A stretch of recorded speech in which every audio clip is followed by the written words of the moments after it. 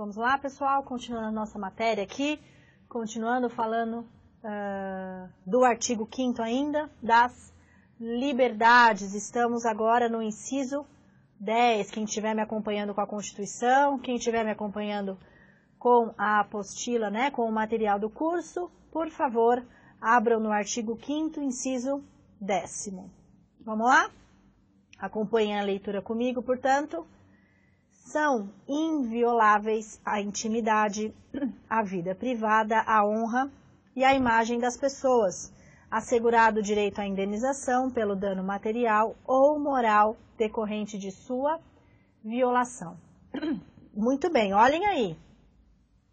Dano material ou moral. Então, no que tange a sua intimidade, a sua vida privada, a sua honra, você também poderá sofrer um atentado à sua moral, ou mesmo a questões ligadas exclusivamente aos danos materiais. Quantos desses artistas já sofreram com violações à sua vida privada e perderam contratos, né? Contratos, você já deve até imaginar de quem eu vou falar, da Nike, tiveram multas ali por conta de fatos ocorridos na vida pessoal do jogador, do artista, seja lá de quem for, e aí acaba atingindo a sua vida privada, a sua honra, certo? E contra isso nós temos indenização por esse dano acontecido, por esse dano ocorrido. Por quê? Mais uma vez, são invioláveis, né? Ninguém pode violar a intimidade da pessoa, ninguém pode violar a sua vida privada, a honra e a imagem. Só uma coisa bem curiosa e bem nítida dessa situação, que é o seguinte: é óbvio que uma pessoa que não é artista, que não está na mídia, tem a sua vida privada muito mais abrangente do que uma pessoa tida por pessoa pública, tá? Então, por que um paparazzi vai poder, de forma muito mais agressiva, atingir a uma pessoa pública do que a mim, né? Porque a minha esfera de vida privada é muito mais ampla, é muito mais protegida do que uma pessoa tida por pública, o presidente da república, um artista, um jogador, enfim, qualquer uma dessas pessoas. Mas, de qualquer forma, sendo pessoa pública, sendo pessoa que não é pública, que não aparece nas mídias, enfim, uma pessoa privada, se é que a gente pode chamar assim, mas para contradizer o público, mesmo assim, nós temos uma esfera de resguardo, tá? Então, a vida privada continua resguardada, mesmo daqueles que estão expostos ao público, aqueles que estão expostos na mídia, certo? E desse inciso 10, a gente tem algo que está sendo debatido no Supremo Tribunal Federal até hoje, né? Hoje é dia 22 de abril de 2014, a gente ainda não tem uma posição. Pode ser que quando você esteja vendo essa filmagem, ou até chegar a data da sua prova, pode ser que já tenha saído alguma decisão definitiva quanto a isso que eu vou falar. Então, atentem a isso, porque vai cair, tá? Certeza que isso vai cair. Já está caindo agora, imagina quando tiver a decisão. A questão é das biografias não autorizadas, né? Nós temos vários artistas, tudo começou com o Roberto Carlos, né?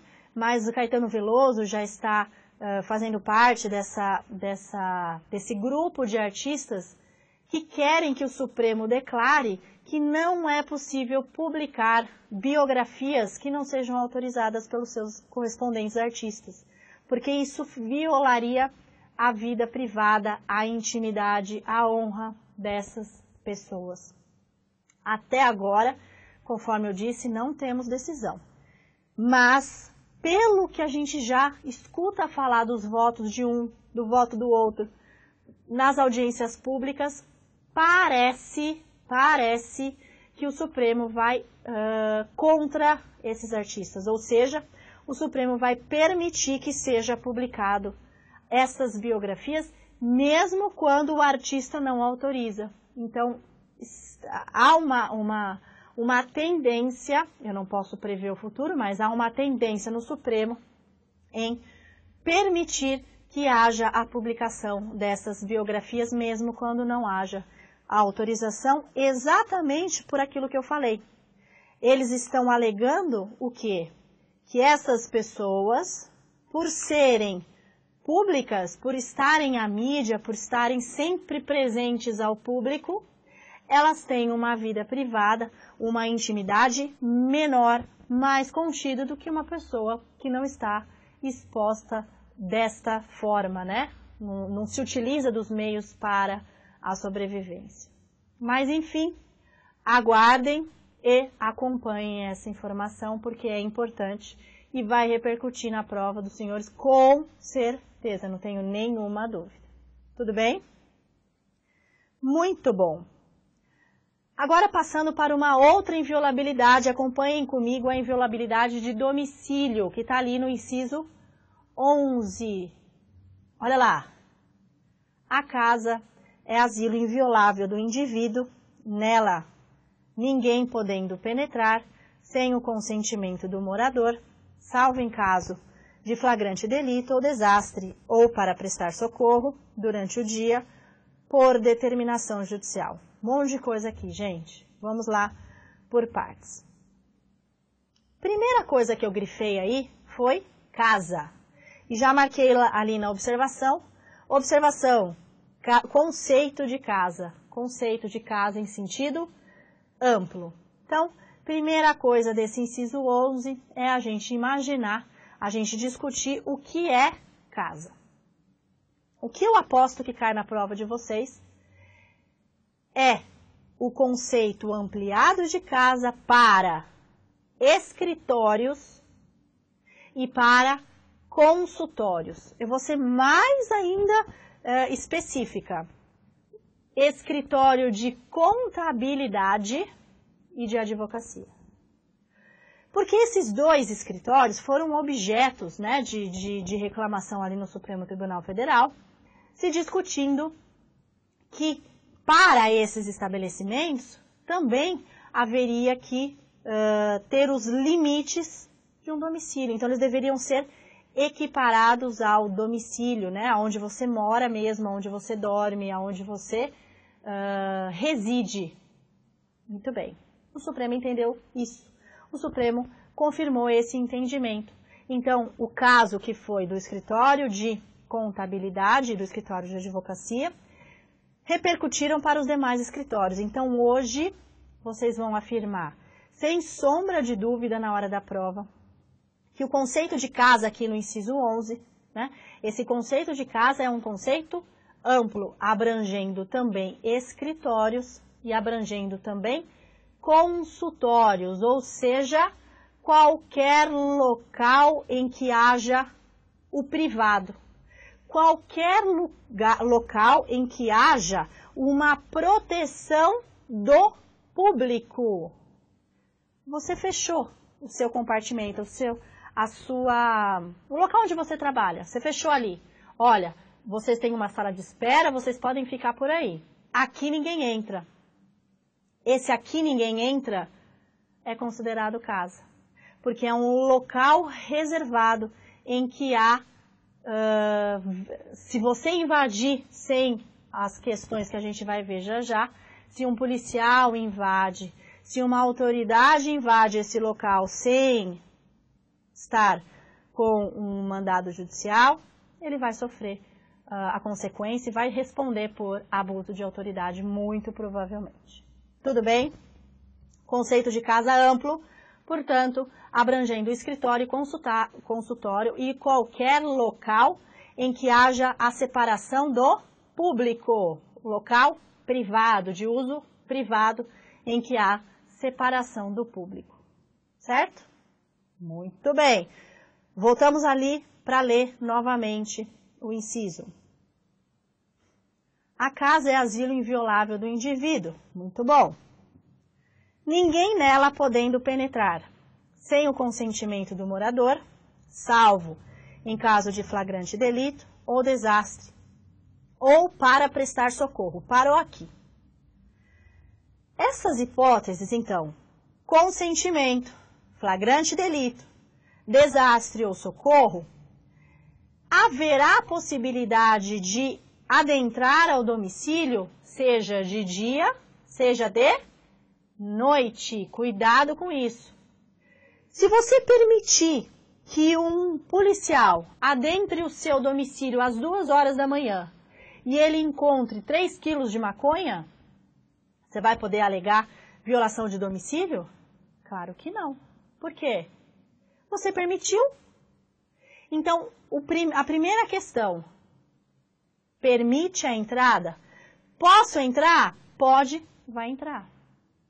Independentemente de dia ou de noite. Permitiu a entrada, vai entrar.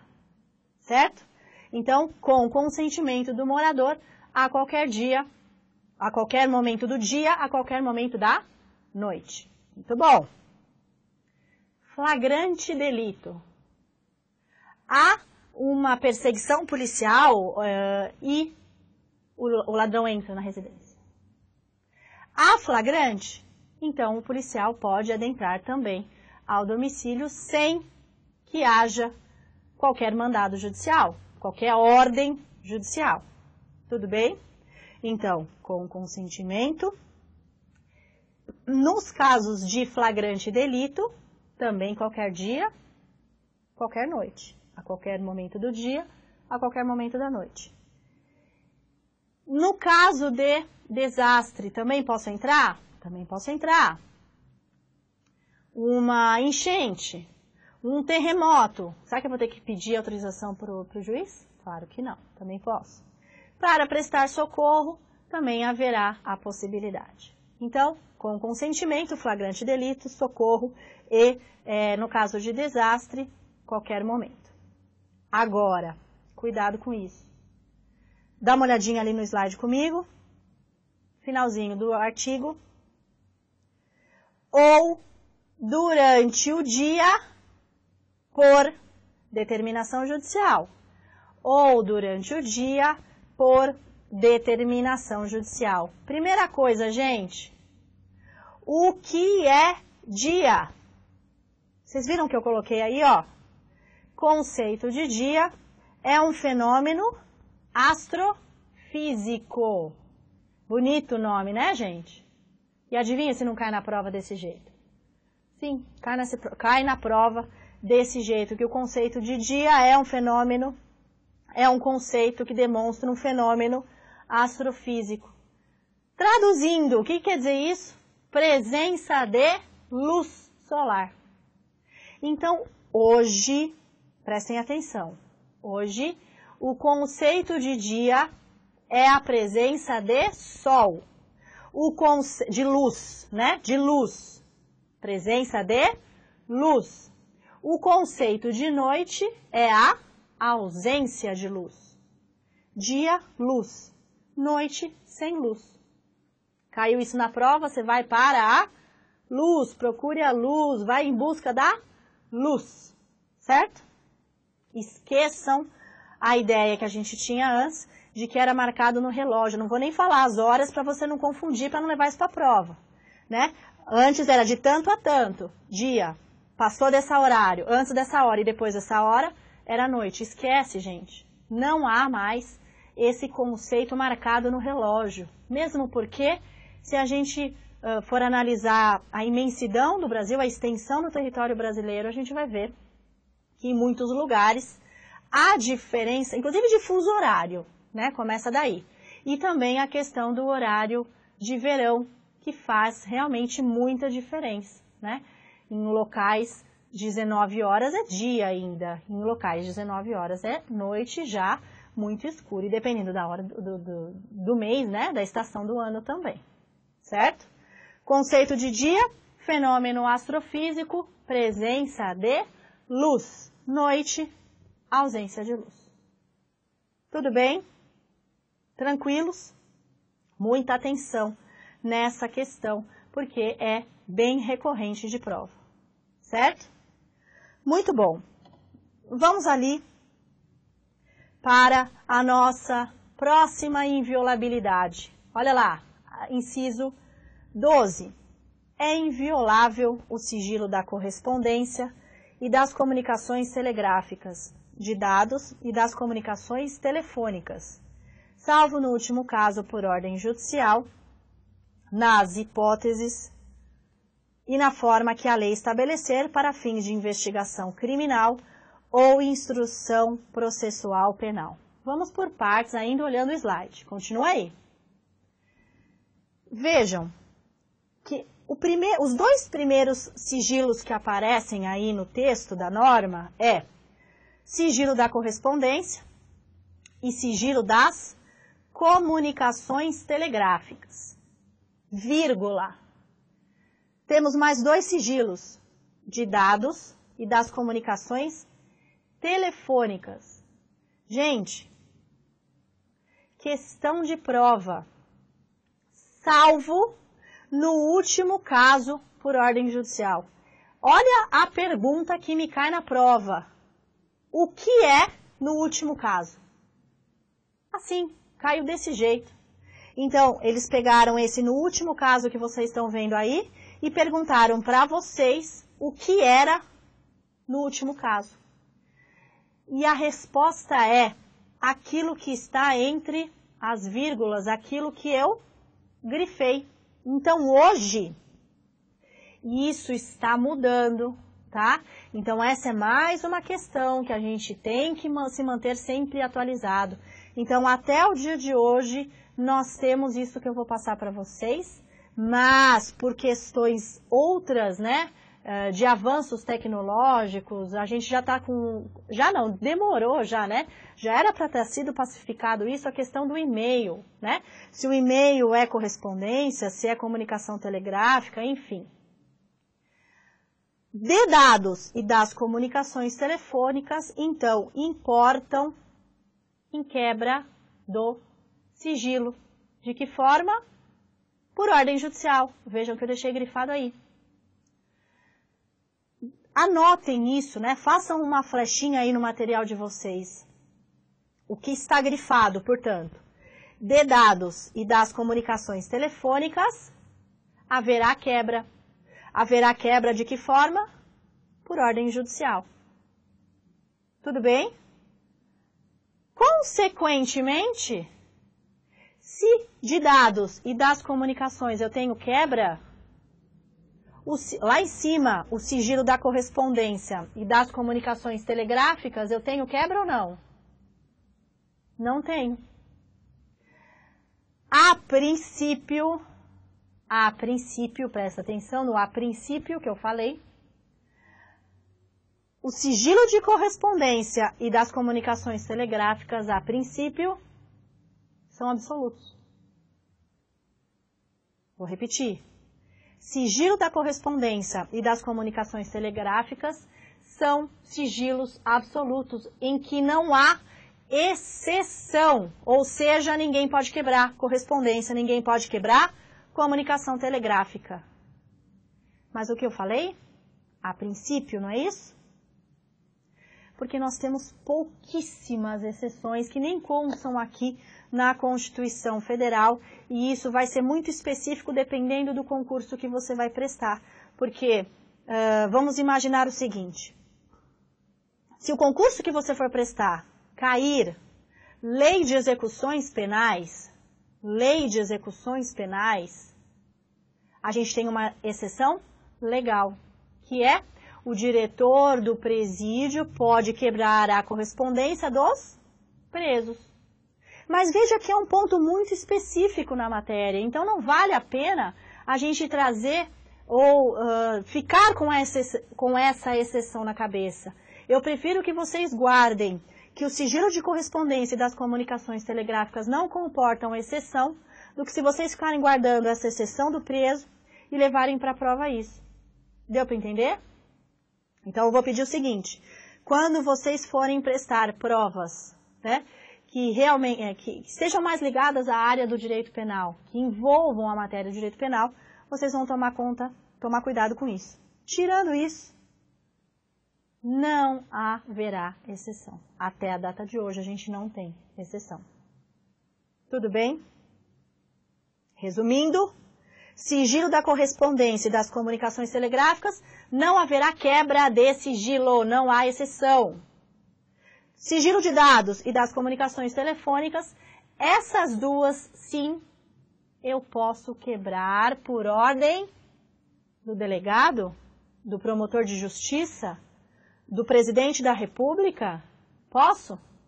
Não, eu só quebro por ordem judicial, por ordem do juiz. Cuidado, pegadinha de prova, gente. Promotor de justiça não é autoridade judicial. Delegado de polícia, apesar de ser autoridade policial, não é autoridade judicial. Então, quem quebra sigilo de dados e das comunicações telefônicas é o juiz, por ordem escrita e fundamentada do juiz, do Poder Judiciário. Tranquilos? Tudo bem? Muito bom. E quando ele vai quebrar? Dá uma olhadinha ali no inciso de novo. Salvo no último caso, que a gente já viu que no último caso é o que está entre vírgulas, portanto, de dados e das comunicações telefônicas, por ordem judicial, nas hipóteses e na forma que a lei estabelecer para fins de investigação criminal ou instrução processual penal. Então, para quebrar esse sigilo de dado ou de comunicação telefônica, eu preciso que seja para investigar um acontecimento criminoso, né? Alguma coisa ligada a crime ou contravenção, e aí a gente tem uma outra lei que ampara isso, que vai ter outros requisitos, que é a lei da interceptação telefônica, mas enfim, nós temos as questões ligadas a crime, a fato criminoso, a ilícito penal. Portanto, gente, pensão alimentícia, preciso saber quanto o pai ganha para poder pedir pensão. Eu posso pedir para o juiz decretar a quebra do sigilo do imposto de renda do pai? Não. Pensão alimentícia tem a ver com crime? Não. Pensão alimentícia está no ramo do direito civil, portanto, longe do direito penal. Certo? Longe de ser crime. Então, eu só posso pedir a quebra se for por questões ligadas a crime. Tudo bem? Tranquilos? Eu vou ter que dar uma exceção. Isso aqui é a regra geral. Certo? Regra geral é essa. Agora eu quero que vocês anotem aí para mim, por favor, anotem, porque isso dá um nó na cabeça. Vocês vão escrever aí, ó, CPI, Comissões Parlamentares de Inquérito. Então vocês colocam exceções ou observação, né? Dentro do que a gente está falando, a gente vai falar do quê? Comissões Parlamentares de Inquérito, ou CPIs. Escrevam aí. O que acontece? As CPIs, né, esse acraseado, às CPIs foi dado o mesmo poder de investigação que as polícias, certo? Muito bom. Às autoridades judiciais foi dado o mesmo poder, muito bom. Junto com essa questão de mesmo poder, ficou debatido, já ficou esclarecido que a CPI tem o direito de quebrar o sigilo de dados. Eu vou repetir. As comissões parlamentares de inquérito foi dado o direito de quebrar sigilo de dados sem ordem judicial. Eles não precisam pedir ao juiz. Eles vão lá e quebram o sigilo de imposto de renda, de extrato bancário, de conta telefônica. Tudo isso é sigilo de dados. Por que sigilo de dados? Porque está escrito no papel. Tudo bem? CPI, então, quebra sigilo de dados. E entenda sigilo de dados como todo aquele documento impresso, toda aquela informação que está impressa num documento. CPI quebra sigilo de dados sem ordem judicial. Vai lá e expede uma ordem e a Receita Federal ou qualquer outra empresa, a empresa telefônica, vai enviar o documento solicitado. E reparem no que eu falei, que vocês escreveram aí. Se não escreveram, voltem e escrevam. Falei só do sigilo de dados. E das comunicações telefônicas? Será que a CPI pode quebrar? CPI quebra a comunicação telefônica? CPI quebra conta telefônica que está impressa, é sigilo de dados. Mas a CPI não quebra voz. Comunicação telefônica é voz. Comunicação telefônica não é quebrada. Pela CPI, não. O que ela tem que pedir? A autorização para o juiz. Ela pede para o juiz verifica os requisitos, concede ou não concede a quebra da comunicação telefônica. Certo? De dados, está impresso, CPI quebra. Comunicação telefônica, voz, CPI não quebra. CPI tem que pedir autorização para o juiz. Deu para entender? CPI tem uma grande chance de cair na prova também, né? Tendo em vista a CPI da Petrobras, que a gente está aqui em análise para ver se o Supremo aprova ou não, né? Está até com a ministra Rosa Weber para ver se ela autoriza, né? Uma das ministras para ver se ela autoriza ou não a quebra se ela autoriza ou não o início da CPI da Petrobras. Então, a chance é grande de cair na prova. E essa é uma questão interessantíssima, porque ela é muito minuciosa, né? São detalhes ali que se você passa desapercebido, você vai errar com certeza na prova. Tudo bem? Muito bom. E não se esqueçam, então, que é somente para investigação criminal, instrução processual penal. E aí tanto faz CPI como por ordem judicial, tanto faz somente por investigação criminal ou instrução processual penal. Que dá na mesma, tá, gente? A diferença de uma e de outra é uma nuance muito relativa. Olha só, investigação criminal, fase de inquérito policial antes da ação penal proposta ali pelo Ministério Público. Então, ali a investigação criminal está na fase de investigação, normalmente, via de regra, dos policiais, né, da Polícia Civil ou Federal. A instrução processual penal acontece pós-denúncia do Ministério Público, pós-ação penal instaurada. Então, é uma fase que já não é mais de investigação, já é uma fase processual. Investigação criminal é pré-processual e instrução processual penal já é processual propriamente dito. Tudo bem? Muito bom. Então, a gente encerra por aqui. Voltamos na próxima aula falando da liberdade profissional. Um abraço a todos, até mais.